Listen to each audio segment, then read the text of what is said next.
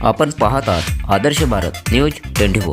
नागपूर जिल्ह्यातील करमेश्वर नगर परिषद कार्यालयात बुधवार पहाटे 5:30 वाजता सुमारास भीषण आग लागल्याने घरभर उडाली। घटनेची माहिती मिळताच सावनेर करमेश्वर मतदारसंघाचे आमदार डॉक्टर आशिष देशमुख यांनी घटनास्थळी धाव घेत पाहणी केली। आगीच्या घटनेची सखोल चौकशी करून दोषींवर कठोर कारवाई करण्याचा इशारा देत नगर परिषदेचे कामकाज तात्काळ पूर्ववत सुरू करण्याचे निर्देश प्रशासनाला दिले। यावेळी भाजपा प्रदेश कार्यकारिणी सदस्य डॉक्टर राजीव पोद्दार, नगराध्यक्ष अविनाश माकुडे, उपाध्यक्ष धनराज देवके व मुख्याधिकारी आकाश सुरुटकर उपस्थित होते। आगीत काही दस्तावेज व कार्यालयीन साहित्याचे मोठे नुकसान झाले आहे, पण महत्त्वाची कागदपत्रे सुरक्षित असल्याची प्राथमिक माहिती समोर आली आहे।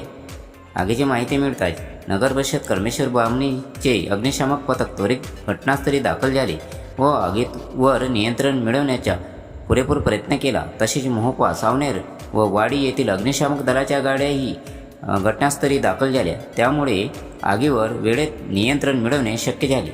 विद्युत तारांच्या झालेल्या शॉर्ट सर्किटमुळे ही आग लागल्याचा प्राथमिक अंदाज व्यक्त करण्यात येत आहे, पण नेमकी आग कशाने लागली याचे कारण अद्याप स्पष्ट झाले नसून आगीचे नेमके कारण काय याचा सखोल तपास संबंधित यंत्रणेमार्फत करण्यात येत आहे।